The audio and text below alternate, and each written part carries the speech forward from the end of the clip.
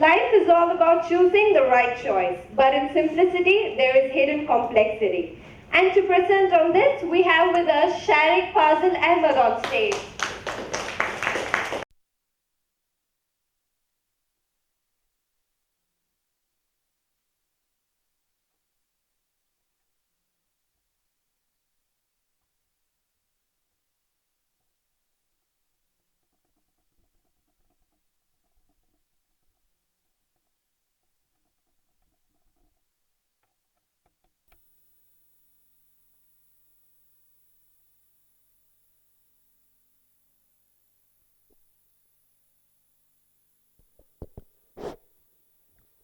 Let me start. First of all, for all those who know me, can you start?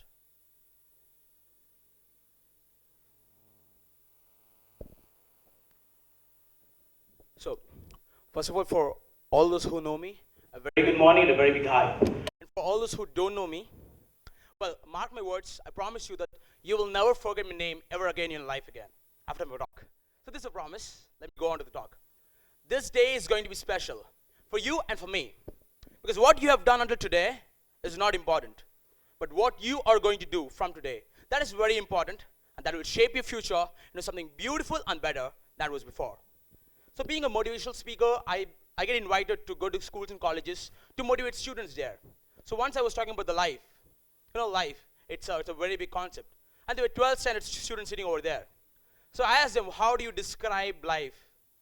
Is there any answers? How do you describe life? So there were many answers. Life is a game.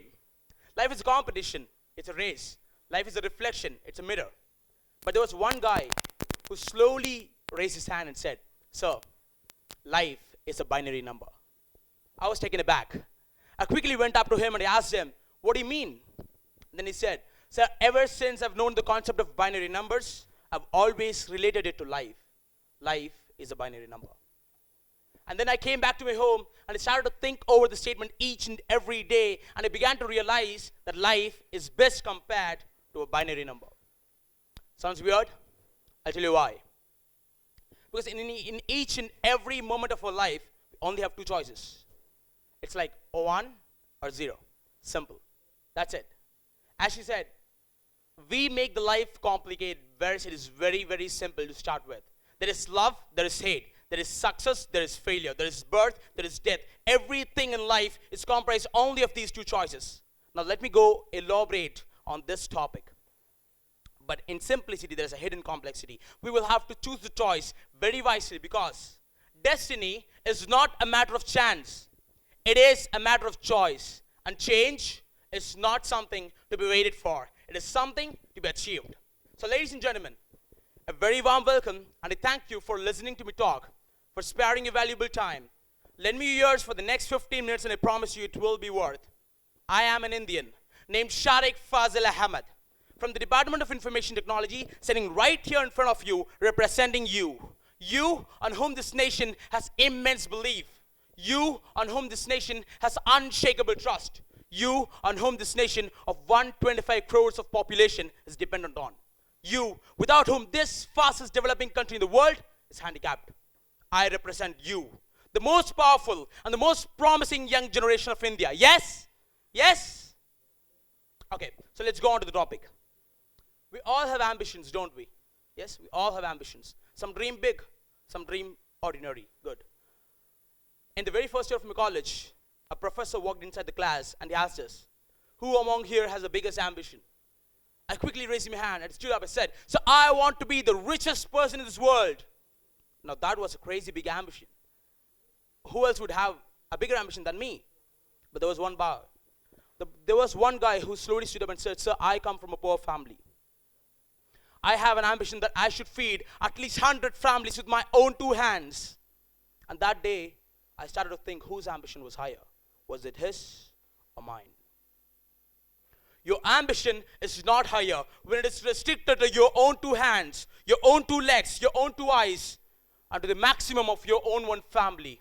You call something an ambition when you think of that old man suffering in that old age home that you have never visited before. It is when you think of the starving poor people who don't even have one full meal a day.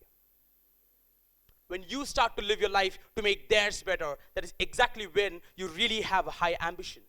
You don't need Steve Jobs or Elon Musk to change this world. When you think of the people around you, your country people, your state men, your family, friends, that is when you really start to have a big ambition. When you think of the unemployed graduates, when you think of the starving poor people, when you start to live your life to make theirs better, that is when you really have a high ambition. A fight should have a reason. A speech should have a topic. Likewise, a life should have a purpose. Now, let me tell you an example. This is a pen, right? This is a pen. Now, what else can I do with this pen? I can use this pen to point at someone. I can use this pen to make some noise. I can use this pen to play with my hands. So what else can I do with this pen? Anyone? Write. Exactly. I can write with this pen. That was supposed to be the prime purpose of this pen, but I forgot it. As happens with all our lives. We forget the prime purpose of our very own lives, and we do things that are not the prime purpose of the very own life. So what is the prime purpose of life? Is it to be successful? Is it to become popular? Is it to earn crores and crores of money? No. The ultimate purpose of life is just to live. Simple. Whereas we go and search for the success in each and every day of our life. Whereas we forget to live out our life at all. We merely survive our life, but we're not living it. We'll have to know that we only have one life, and we will have to protect our own dreams. We'll have to grab it tight. We'll have to try hard for it. And here is the binary number. You have two choices, 0 or 1. 0, to be an ordinary people, to have a normal ambition, to survive the life just like any others among you. Or 1, you can be different. You can be role model to all the others around you. You can grab your dreams tight. You can really have a high ambition, and you can achieve your dreams. So that's the binary number in this part. Now then again, I have another friend. So who comes from a normal middle class family, like a lower middle class family. And one day he suddenly said that, guys, I'm going to give you a special treat. We were surprised. When asked what's the reason, he said that his hero's movie has crossed 100 days, and he was celebrating his hero's success. And he was giving us a treat, a normal lower middle class guy. My dear friends, we'll have to realize that Rajinikanth's success is not your success. Ajit's success is not your success. Vijay Surya's success is not your success. Only your success is your success.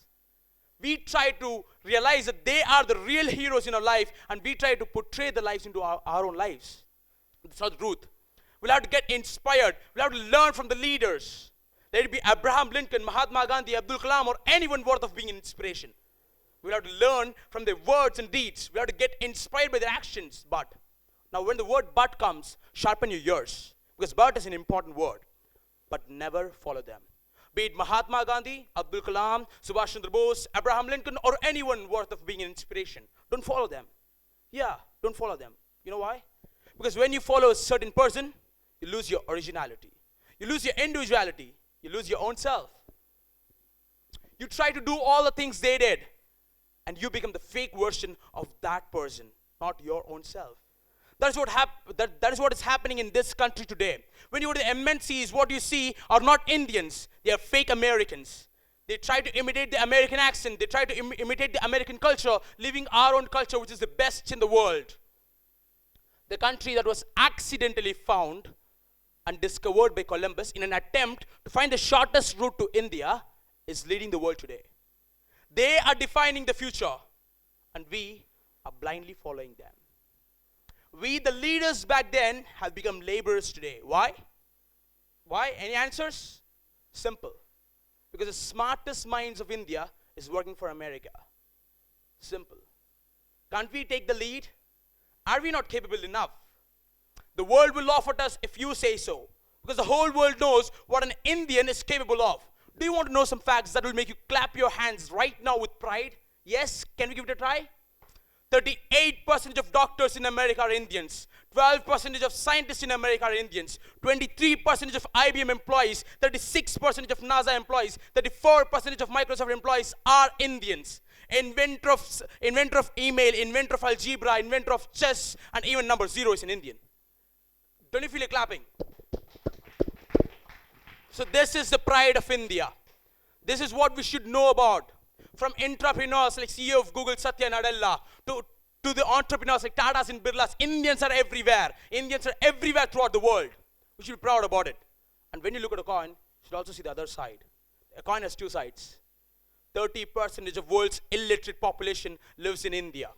450 million people of India is below the international poverty line. We should be ashamed of this fact as well. This is the reason why India is developing for so many years. We have been developing for so many years. We are not developed yet. This is the ultimate reason. If India can create hundreds of billionaires, why can't we eradicate poverty from this country?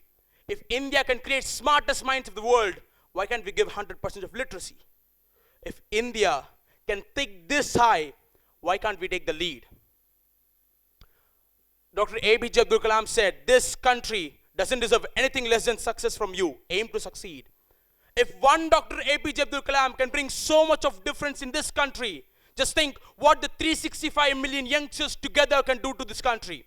This is what I want from you people. We all have to join hands together to make the change in this country. And this is the binary number here. 1, to make the change, or 0, to keep complaining about this country, the government, and wait for the change that is never going to happen if you don't initiate it. This is the ultimate purpose which we will have to take hands on now. Yes, you will face struggles. Yes, you will come across obstacles, hurdles, everything. You will have so many challenges in front of you. But the success is not worth it without the challenges, right? There is nothing called as a smooth mountain. There are going to be very sharp ridges which you're going to step over. You will have to cross all those things to attain the life. But to live the life, you will have to be a living fish. A dead fish can go along with the flow of water, a stream. But a living fish will have to fight against it. If you are going to be a dead fish, if you are going to just live your life working for it, waiting for the weekend, pay the rent, and just live it just like that, then there's nothing good happen. There are crores and crores living the same life. But if you're going to make a change, if you think you can try to protect your dream and grab it tight, and if you can try hard to achieve your dream, that is when you will truly succeed.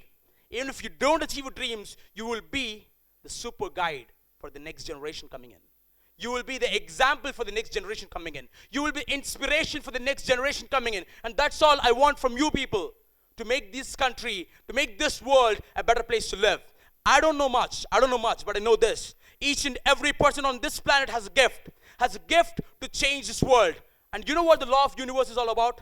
The law of universe says this: if you think you can do it, if you believe that you are worth of it, and if you work really hard, you will achieve it. Simple and clear. That's the law of universe. And I hope all are clear about this.